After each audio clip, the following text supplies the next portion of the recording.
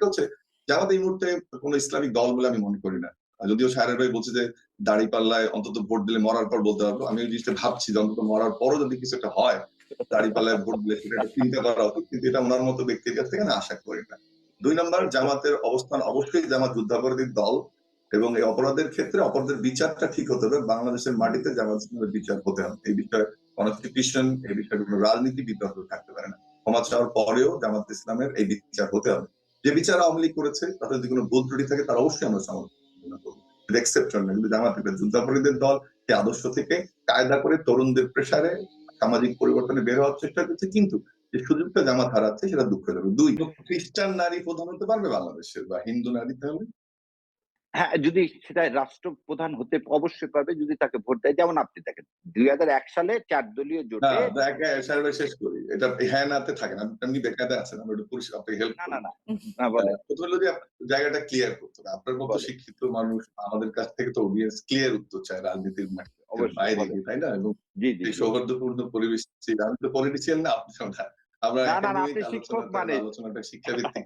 না না বলেন। তো সেই জন্যই বলছি যে আপনি খ্রিস্টান একটা নারীকে আবার বলছেন যে হতে পারে। হিন্দু নারীর ক্ষেত্রে তাহলে কি আপনার হিন্দুকে নমিনেশন দিয়েছেন? হিন্দু তো নারীকে নমিনেশন যদি দিয়ে ফেলতেন তাহলে কি সে প্রধানমন্ত্রী বা রাষ্ট্রপতি হতে পারতো? প্রথম মুসলিম বোনটা কি অসুবিধা করবে? আমি আপনাকে বলি, মুসলিম বোনটা না, আমার কথা হলো বাংলাদেশ জামাতে ইসলামে যদি জামাতে ইসলাম চিন্তা করে, ধরেন মারদিয়ার কথা চিন্তা করে, মারদিয়া যদি এমপি হতো, কারণ এখানে মারদিয়াকে প্রধানমন্ত্রী বানানো হবে, জামাতে ইসলাম যদি সিদ্ধান্ত নেয় সেটা পারবে। কিন্তু জামাতে ইসলামের আমির হিসাবে কি মারদিয়া কোনোদিন জামাতে ইসলামের আমির হতে পারবে না। সারাক্ষণ কাজ করেন, কনস্টিটিউশনাল রাইট কি এটা বলে যে আপনি তাহলে কি কনস্টিটিউশন চেঞ্জ করে ফেলবেন বাংলাদেশের নারী পুরুষের সমাধিকারটা? আচ্ছা, এটা আপনি তো এই বিষয়ের শিক্ষক মানুষ, আপনি ভালো জানেন যে আমার কনস্টিটিউশনের ৫ম সংশোধনীর মাধ্যমে এই শব্দটা বোন আছে সেজন্য আর করলাম না, এটাকে ছিঁড়ে ফেলে দেওয়া, এটাকে আর ওই জায়গায় নাই। আর ৭২-এর যে কনস্টিটিউশন ওই জায়গাতে যাওয়া যাবে না। যখন আমরা বলতেছি আমাদের সংবিধানটা কি, কোরআন এবং সুন্নাহ হচ্ছে আমাদের সংবিধান, তো কোরআন ও সুন্নাহর আলোকে আপনাকে সংবিধানটা অ্যাজ ইট ইজ মেনে নিতে হবে। তার মানে কি বর্তমান সংবিধানটা ভ্যালিড না? না, শোনেন, বর্তমান সংবিধান যদি ভ্যালিড হয়, এই ভোট ভ্যালিড না, এই জুলাই সনদ ভ্যালিড না, এই জুলাই সনদ আপনারা ক্ষমতায় গেলে সংবিধান থাকবে না? ধরে নেই যে আপনারা এমনি সময় কম পাচ্ছে, আবার আরেকটা টক শোতে বের হয়ে যাবো, আমি কয়েকটা কথা বলে বের হয়ে যেতে পারবেন।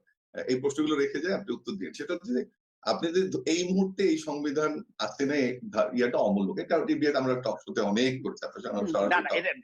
টক শো না, এটা আপনি বলেন যে আজকে এই সংবিধানটাকে অকার্যকর কিনা বলেন। আপনি একটু রাষ্ট্রবিজ্ঞানে যাবেন, আমার কিন্তু সংবিধানের মোড়কে এটাকে পরিষ্কার করি, এই সরকার কি সংবিধানের মধ্যে সরকার?